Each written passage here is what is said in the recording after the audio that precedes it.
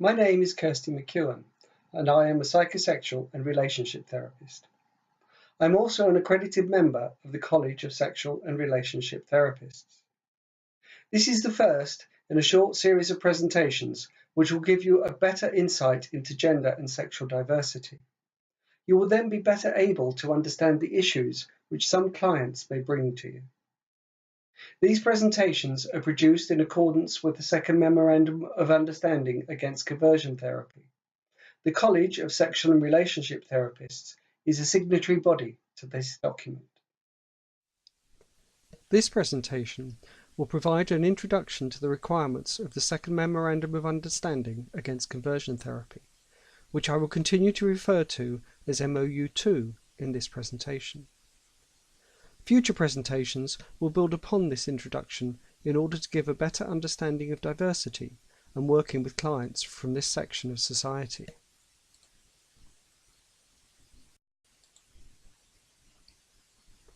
MOU2 was published in October 2017 and had its parliamentary launch on the 4th of July 2018.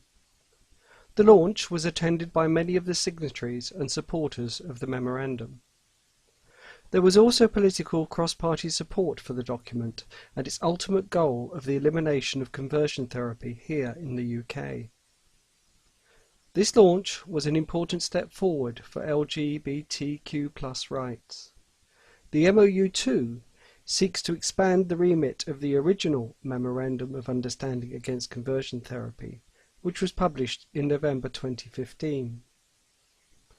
The first memorandum was considered to be incomplete, as protection against conversion therapy for transgender and non-binary individuals was not included, nor was there any mention of protection for asexual or aromantic people. The original MOU only specifically protected heterosexual, homosexual or bisexual people from conversion therapy, on the basis that no one sexual orientation should be preferred to any other. The MOU2 is very clear on the need for adequate training for therapists and healthcare providers. This is one of the underlying principles of the document, such that we as therapists can adequately support individuals from this part of society without prejudice or misunderstanding. The College of Sexual and Relationship Therapists is one of the 16 professional bodies which have worked together over the past 2 years to publish the principles through which conversion therapy here in the UK will be eliminated.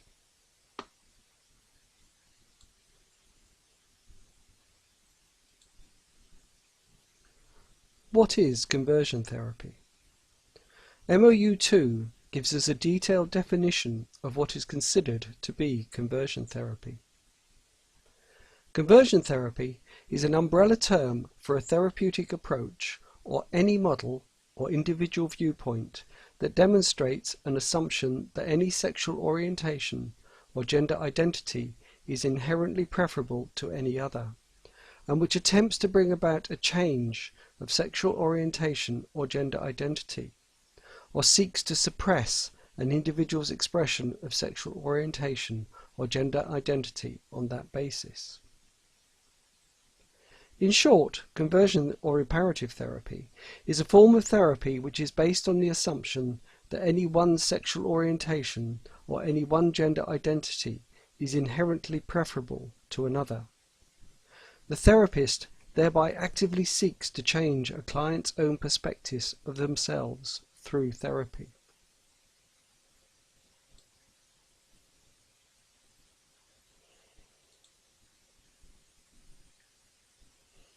On the 3rd of July 2018, the day before the parliamentary launch of MOU2, the UK government published the results of its national LGBT survey.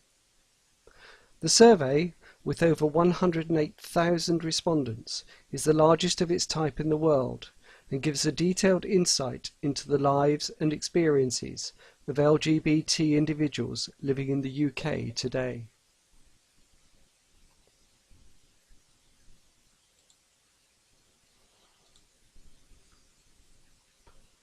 What was evident from the results of the survey, and demonstrated the need for implementation of MOU2 was the significant percentage of respondents who had been offered conversion therapy. That was 5%. And the percentage of respondents who had actually undergone this type of therapy, 2%. The percentage for trans respondents was noticeably higher at, for example, 9% and 4% respectively for trans men.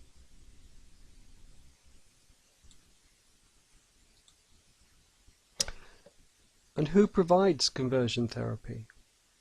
Out of more than 108,000 survey respondents, 2,640 replied that they had undergone conversion therapy in order to cure them of being LGBT.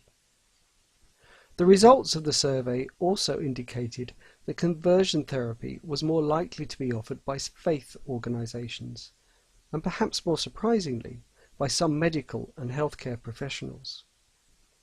These survey results provide the support needed for including gender protections in MOU2.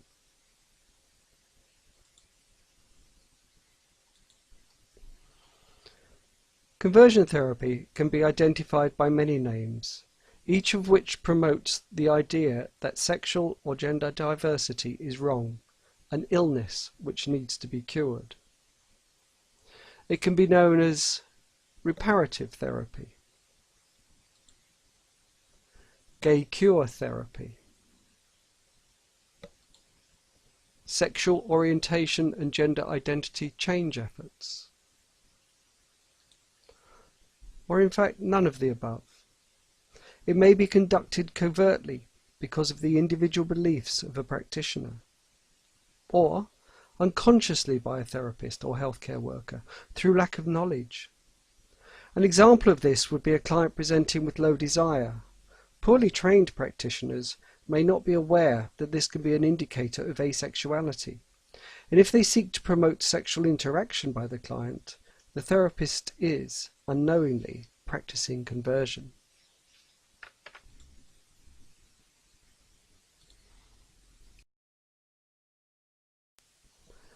How is conversion therapy practiced?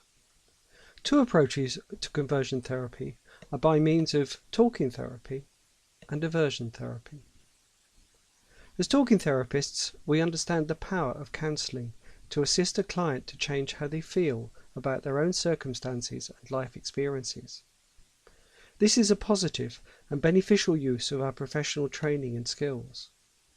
To then use these skills in such a way as to force a change in a client's understanding of themselves, to force a change in gender identity or sexual orientation, is both morally and ethically wrong.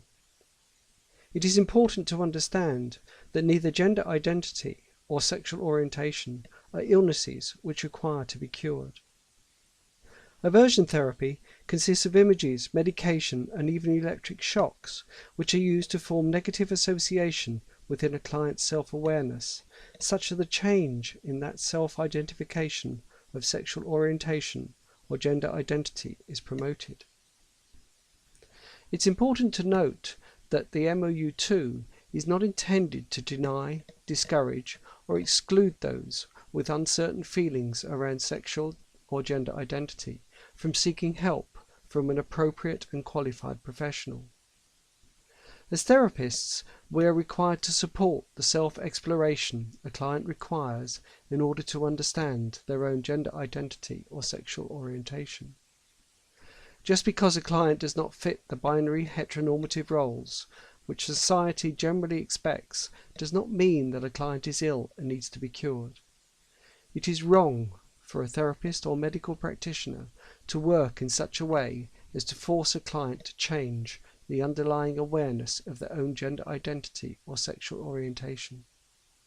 To work in this manner has been proven to be harmful and does not work.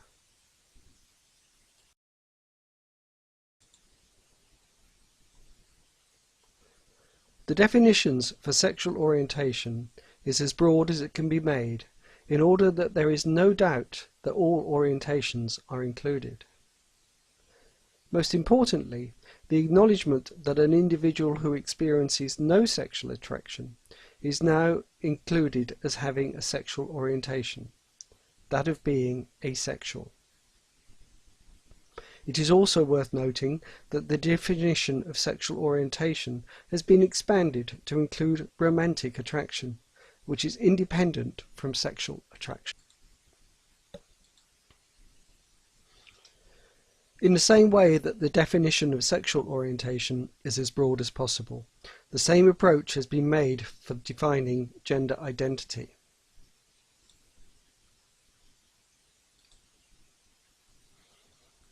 You may have read or heard about detractors of this document, saying that it prevents therapists working with, for example, trans clients.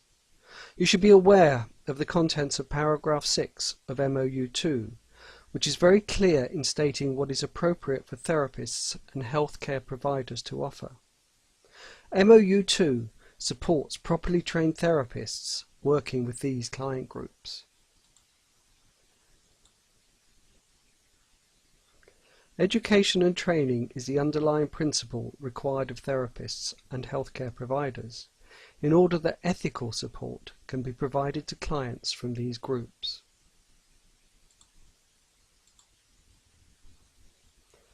Proper training of therapists and healthcare providers is essential when dealing with trans and non-binary individuals, such that clients can be informed of their choices and understand the outcomes prior to making decisions on medical and surgical interventions.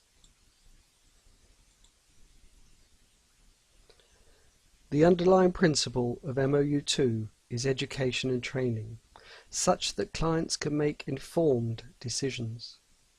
It is the ethical basis of all therapy, and one which we, as members of the College of Sexual and Relationship Therapists, must abide by.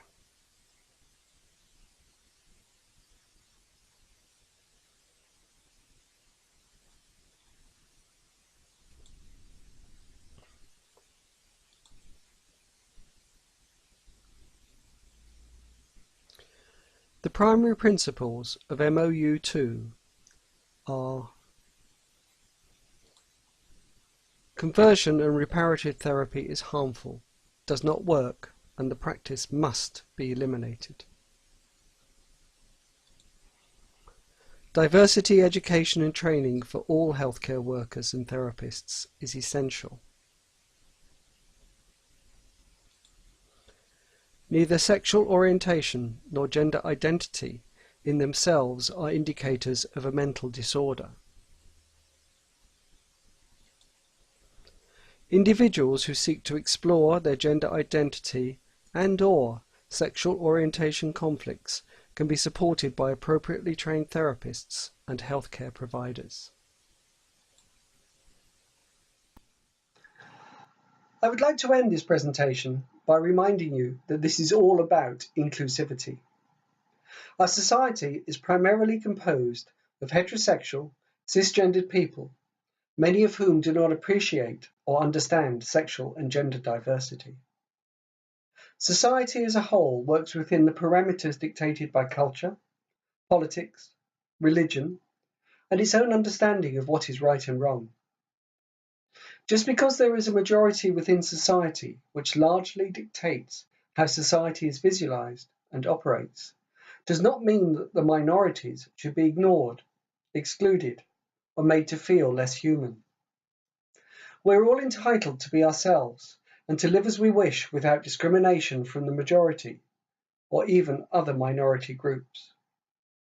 The second Memorandum of Understanding against conversion therapy is there to ensure that some of the most harmful and discriminatory practices against sexual and gender diverse groups are eliminated. Thank you.